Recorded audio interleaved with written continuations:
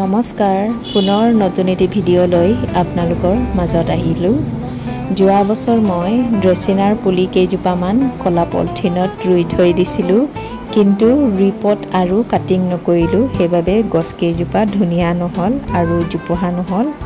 সেইবাবে মই ফেব্ৰুৱাৰী মাহত গছ কেইজোপাক ৰিপট আৰু কাটিং কৰিলোঁ আৰু প্ৰতিজোপা গছক মই কেঁচিৰ সহায়েৰে সৰু সৰুকৈ কাটি মই এনেকৈ কলা পলিথিনত প্ৰপগেট কৰি থৈ দিছিলোঁ আৰু ফেব্ৰুৱাৰী মাহত প্ৰপগেট কৰা পুলি ডাল কেইজোপা এতিয়া দেখিবলৈ বহুত ধুনীয়া হৈ গৈছে।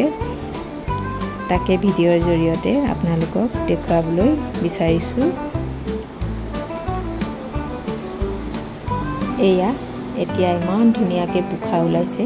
এয়া প্ৰতিজোপা ডালৰ পৰা ৩-৪ ডাল পোখা ওলাইছে আৰু এই খালী হৈ থকা টাবকেইটাত মই এতিয়া ৰুই দিম আৰু এইজোপাও ড্ৰেছিনাই হয়, ডাঙৰ বিধ। এয়াও ফেব্ৰুৱাৰী মাহত মোক মানুহ এজনীয়ে ডাল এটা দিছিলে আৰু সেই ডালৰ পৰাই এয়া ধুনীয়াকৈ ডাঙৰ হৈ গ'ল।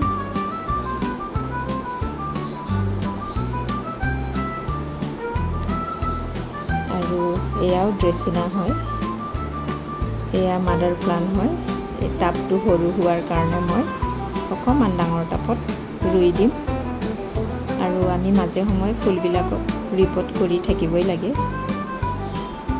এয়া এই গছজোপাৰ পৰাও মই বহুতখিনি পুলি পালোঁ আৰু এতিয়াও চাইডে চাইডে বহুতখিনি ডাল ওলাই আছে।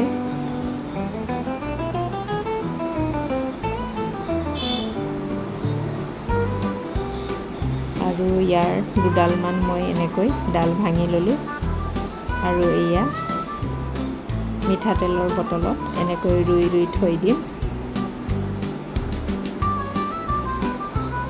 আৰু অকণমান ডাঙৰ হ'লে মানে কাটিং কৰি থাকিব লাগে, তেতিয়া জোপোহা হয়।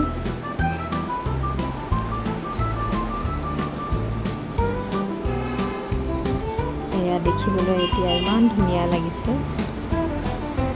ড্ৰেছিনা কেইবা প্ৰকাৰৰো থাকে। মোৰ ফুলনি বাগিচা 4-5 প্ৰকাৰৰ আছে। এইজোপাও হয়, বৰ ধুনীয়া লাগে দেখিবলৈ।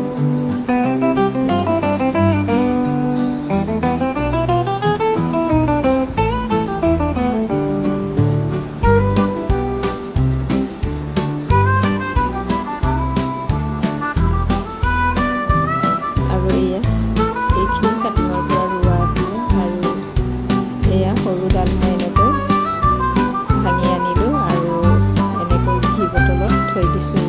ইমান মৰম লাগিছে, পানীত থলেও যি যায়।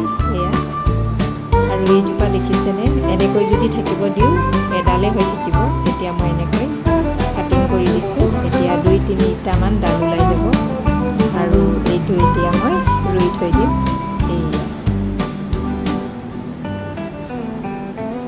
ইনডোৰ আউটডোৰ দুটাতে ব্যৱহাৰ কৰিব পাৰি ধুনীয়াকৈ। এয়া মই ইয়াত থৈ দিছোঁ। আজিলৈ আহোঁ, বাই।